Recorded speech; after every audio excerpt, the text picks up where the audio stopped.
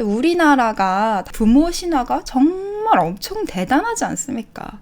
부모는 내리사랑이다. 부모의 사랑은 진짜 자식이 절대 모른다. 뭐 어떻게 보면은 맞는 말이기도 해. 근데 이제 가끔 여러분들 생각하면 그런 게 부모라면 우리 부모님은 부모의 자격이 부족한 것 같은데 그 세상에서 말하는 그 부모님의 기준, 그 대단한 부모라는 기준에 훨씬 못 미치는 것 같은데 이거 부모 자격 없는 거 아니야? 그렇다고 보기에는 부모님이 날 좀 사랑했어. 근데 너무 제멋대로고 너무 막 날 때리고 막 강압적으로 굴고 그랬는데 이거 대체 어떻게 받아들여야 돼? 나는 부모님 존경하기 힘든데? 자, 이런 것들은 부모 신화의 부작용입니다. 그래서 부모 신화가 우리를 다 병들게 만들었어요. 헛된 기대를 품게 만들었고, 오해하고 착각하게 만들었고, 부모님한테 완벽을 강요하게 만들었고, 부모님도 막 독재 정권처럼 무슨 자식들을 막 자기 신하처럼 막 이렇게 하는 이런 많은 부작용이 생겼습니다. 그래서 이제 하나씩 얘기를 해보자면, 부모 신화 첫 번째, 부모는 모든 면에서 완벽한 존재다. 이거는 제가 따로 설명 안 해도 납득하시죠? 부모는 완벽한 존재가 아니고 부모도 똑같은 사람이고 사람이란 불완전한 부분이 있고 감정도 가지고 있는 인간이기 때문에 프로그래밍된 로봇가 아니기 때문에 좀 불완전한 부분이 많습니다. 그리고 부모가 완벽한 존재라 하면 부모가 대단한 거라 하면 부모 자격증이 있나요?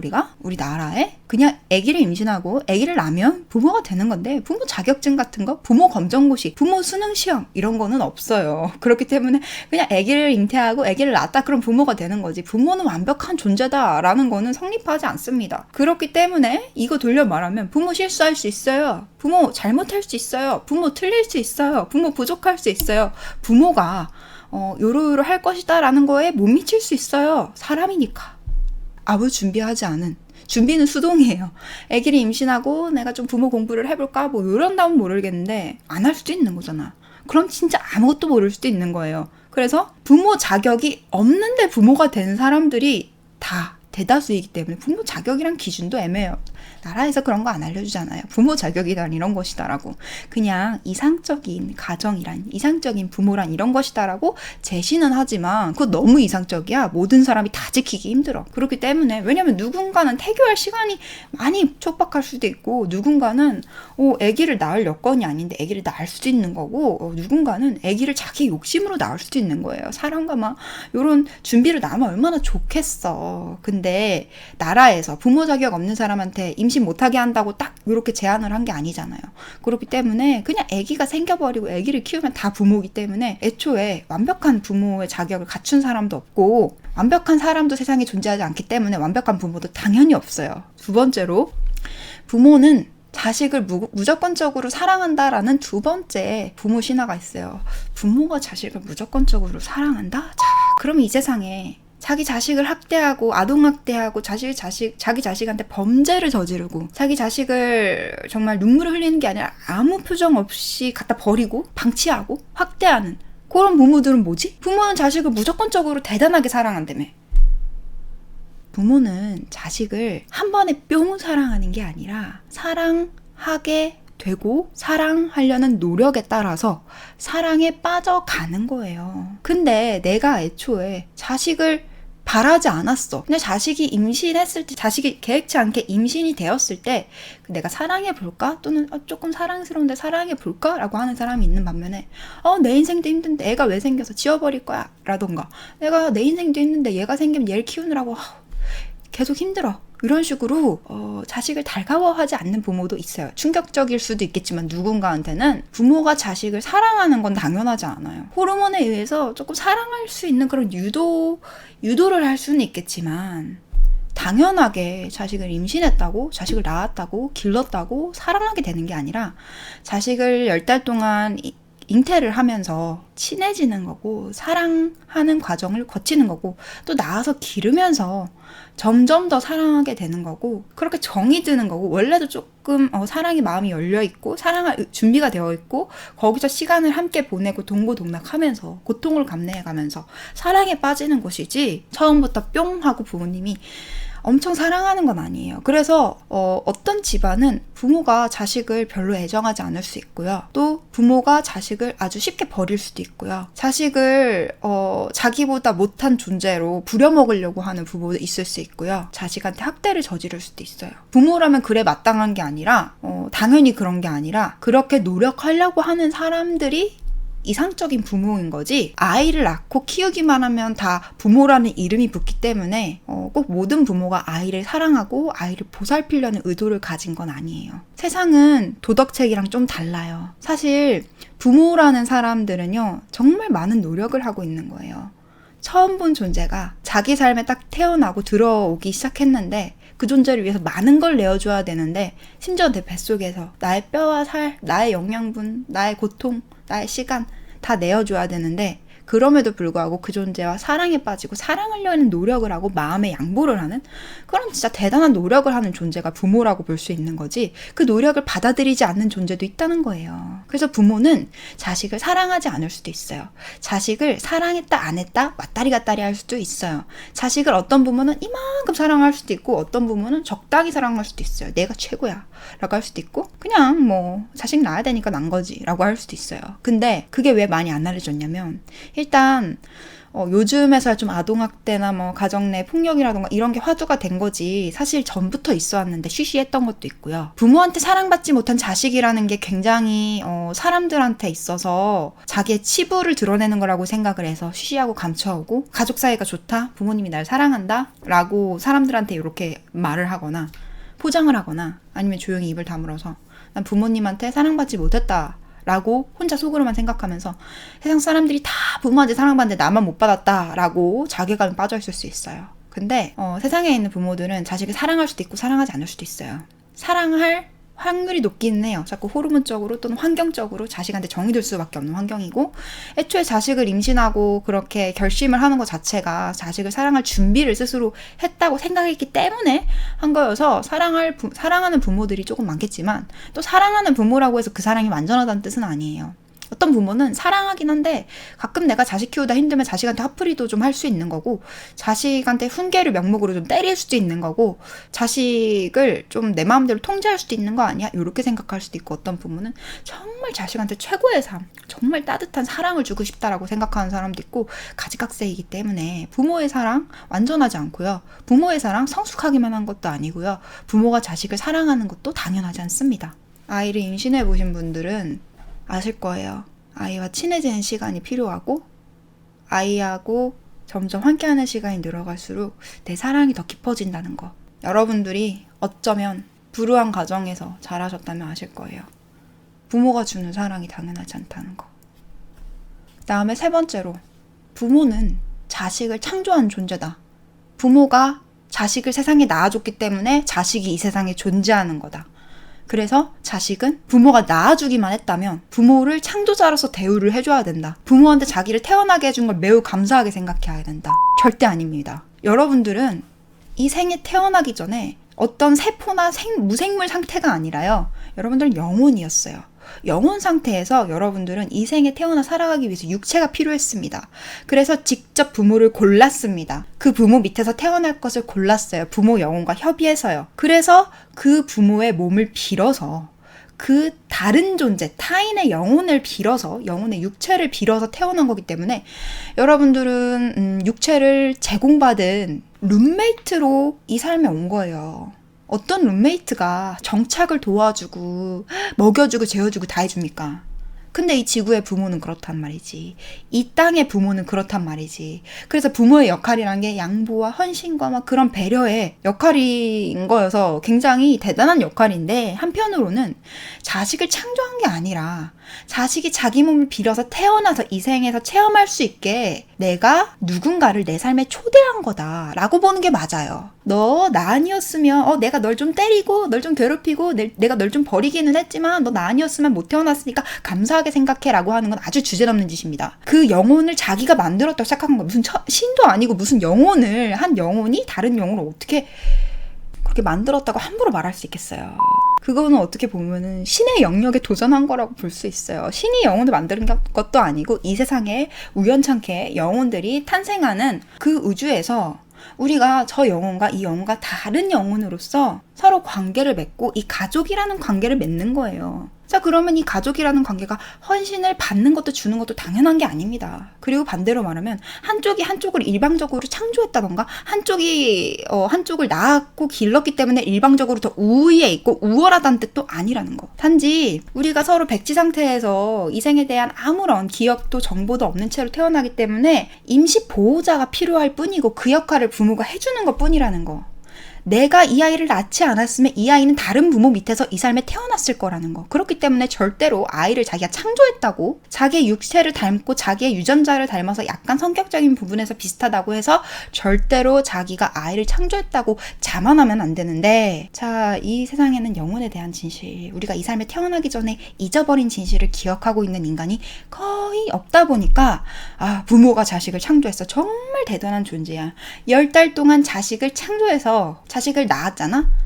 와, 자식은 부모가 아무리 학대를 해도 그래도 천륜이기 때문에 부모가 자식을 창조시킨 거기 때문에 정말 떠받들고 감사하게 생각해야 되라는 거는 정말 큰 오류라는 거죠. 근데 여러분들이 저한테 이걸 배웠다고 해서 부모님한테 이거 말하면 부모님이 뭔 헛소리냐고 하겠죠. 왜? 기억이 안 나거든. 죽으면 기억나겠지. 우리가 서로 계약관계라는 걸. 근데 이 생에 살아있을 때는 기억이 안 난단 말이야. 그렇기 때문에 자식 입장에서라도 또는 이 강의를 듣는 부모님의 입장이라면 잘 생각하셔야 돼요. 저 사람이 날 만든 게 아니라 또는 내가 내 자식을 만든 게 아니라 내가 그 아이의 육체를 빌려주고 그 아이가 이 세상에 적응할 수 있게 임시보호자가 되어서 키워주고 도와줬구나. 우리 부모님이 나한테 그렇게 해줬구나. 그렇게 생각해야 돼요. 절대로 부모가 자식의 창조자가 아닙니다. 육체의 창조자죠. 여기에 대해서 좀 더 얘기를 듣고 싶으신 분들은 영혼학교 멤버십 가입을 하시면 제가 영혼학교 수업에 영혼에 대해서 우리 삶에 태어났을 때 우리가 이제 거쳤던 그런 비밀스러운 과정에 대해서 좀 얘기를 해놨으니까 그거 보시면 될 것 같고요. 그 다음에 네 번째로, 부모는 영원히 자식을 책임져야 된다? 절대 아닙니다. 부모 신화에 정말 또 엄청난 편견이, 엄청 잘못된 오류가, 부모는 한 번 부모는 영원한 부모이기 때문에 평생 자식을 애기 취급하면서 책임을 져야 된다? 아닙니다. 아까 말했던 것처럼 이 영혼이나 저 영혼이나 다 똑같이 타인이고 다 똑같은 개개인인데 우리가 잠시 여기서 역할교류를 하겠다는 거예요. 그래서 누구는 부모의 역할을 해서 이 세상에 현지 적응을 빨리 한 존재가 또 다른 새로운 뉴비, 새로운 이제 초심자를 키워주고 길러주고 이 세상에 적응을 시키는 과정인 거예요. 그러니까 법적으로 사회적으로 성인이 됐다고 인정받기 전까지 부모가 보호자 역할을 하는 것이고, 그 이상부터는 어떻게 보면 다른 영혼 대 다른 영혼으로서 다른 존재로서 각자의 삶을 책임지고 그렇게 나가야지 가장 모범적인 거예요. 한 존재가 한 존재한테 희생하고 헌신하는 건 사실 당연한 게 아니에요. 근데 그 당연하지 않은 걸 우리가 정말 아름다운 체험을 위해서 서로 역할 교류를 할 뿐인데 그게 영원할 필요는 없단 말이지. 근데 부모가 자식한테 굉장히 헌신을 많이 해요. 그게 사랑이라고 생각하기 때문에, 사랑에 대한 그릇된 그런 오해가 있기 때문에, 그리고 자식은 그 헌신을 매우 당연하게 생각해요. 그래서 평생 부모한테 부모 역할을 하길 기대해요. 어렸을 때나 지금이나 쭉 늙었을 때까지나 사랑에 대해서 정서적으로, 경제적으로, 그리고 보호자의 역할을 해주기를 자꾸 기대해요. 부모 신화에 의해서. 그리고 부모도 그걸 기꺼이 해주려고 하고, 때로는 부모가 나이 들어가면서 외로워지면서 자식한테 이런 것들 헌신을 해줌으로써 자기 외로움을 채우려고 하거나, 헌신을 해줌으로써 자식의 사랑과 애정을 받으려고 해요. 자기가 나중에 늙고 병들었을 때 자식이 자기한테 잘 챙겨줬으면 좋겠거든. 일종의 뭔가 받기 위해서 자꾸 주려고 하고, 그런 불균형한 거래 같은 관계가 지속이 된다는 거예요. 근데 그런 관계가 서로를 얼마나 불편하게 하고 이 관계를 무겁게 만드는지 여러분들은 이미 알고 있어요. 여기에 있는 분들 대부분 성인이실 테고, 부모님이 나한테 정서적으로 의존하고 경제적으로 의존할 때 내가 얼마나 부담스러운지, 부모님이 나를 마치 5살, 6살 아이 취급을 하면서 내 삶에 사사건건 간섭을 하고 내 삶을 통제하려 할 때 얼마나 머리가 터질 것 같은지, 얼마나 답답한지 아실 거예요. 부모 자식 영원한 보호자와 영원한 미성년자가 아닙니다. 어느 정도 시간을 거치고 나면 필연적으로 각자의 길을 가야 돼요. 아이가 부모 품을 떠나서 독립하는 건 당연한 겁니다. 야생에 살고 있는 다른 동물들을 보면 쉽게 알 수 있죠. 아이가 성체가 완전히 되기도 전에 아이한테 최소한의 것을 알려주고 부모는 떠나거나 아이를 독립시킵니다. 근데 지능을 가지고 있고 문화를 형성해서 집단 생활을 하고 있는 인간은 그러지 않으려고 해요. 자꾸만 아이를 자기 품에 안고 있는 시간을 늘려만 갑니다. 근데 그게 과연 서로한테 좋은 선택일까요? 베스트일까요? 왜 부모가 내리사랑을 줘야 되죠? 평생을? 그래서 요즘 젊은 사람들이 부모 역할 너무너무 힘들어서 기준치가 너무 높아서 못하겠다 이거예요. 부모는 평생 헌신을 해야 된다고 생각을 하니까. 아니거든요. 근데 부모 신화에서 그렇게 배웠거든요. 우리는 사회적인 인식이. 부모에 대한 기준이 굉장히 엄격하거든요. 금수저 흙수저 얘기하는 것도 부모는 자식한테 유복한 환경을 줘야 할 의무가 있고, 자식한테 정말 상처 하나 안 줘야 되고, 완벽한 유년 시절을 물려줘야 되고, 평생 자식 뒷바라지를 해야 된다고. 또는 그게 사랑이라고. 그렇지 않은 부모는 부끄러워해야 되는 거라고. 왜죠? 왜 한 사람이 한 사람을 위해서, 그것도 멀리서 봤을 때 자기가 창조하지 않은, 자기의 몸을 빌어서 태어난 다른 영혼한테, 다른 존재한테 왜 그렇게까지 평생을 헌신해야 되죠? 의무감으로. 물론 사랑해서 줄 수도 있어. 근데 사랑해서 내 인생을 다 갖다 바치면 자식한테 바라는 게 있겠죠. 자식을 괴롭히게 돼요. 그리고 자기의 삶, 남을 위해 헌신한 자기의 삶은 어떻게 되찾을 건데. 보통 아이를 낳는 연령대가 20대, 30대잖아요. 그럼 남은 인생의 반이 넘는 시간을 자식을 위해 헌신하다 살아간다? 글쎄요. 요즘 젊은 사람들이 왜 자식 안 낳는다고 하는지 너무 잘 알 것 같아. 그건 굉장히 너무 큰 대가예요. 한 사람의 삶에서. 그리고 그건 그럴 필요가 없어요. 부모 신화가 만들어낸 거예요. 왜? 부모는 완벽한 존재여야 돼요. 자식을 무려 창조까지 한 완벽한 존재고, 자식을 엄청나게, 자식은 이해하지 못할 정도로 사랑하는 존재이기 때문에 평생에 걸쳐 그런 사랑을 자식한테 줘야지 되는 거거든. 그게 부모 신화의 실체거든. 근데 여기서 끝나지 않습니다. 5번째, 부모와 헌신과 양보는 당연하다. 어머님은 짜장면이 싫다고 하셨어. 엄마는 내가 남긴 밥을 먹어. 항상 내가 맛있는 부위를 먹어. 어렸을 때부터 아이한테 그렇게 하는 부모님들이 굉장히 많잖아요. 요즘에는 뭐 안 그런 부모님도 계시지만, 예전에는 생선 같은 걸 먹잖아요. 항상 맛있는 부위는 나. 왜? 내가 맛있는 부위를 맛있게 먹으면 우리 엄마 아빠가 좋아했거든. 잘 먹는다고. 너부터 먹으라고 다 맞춰줬거든.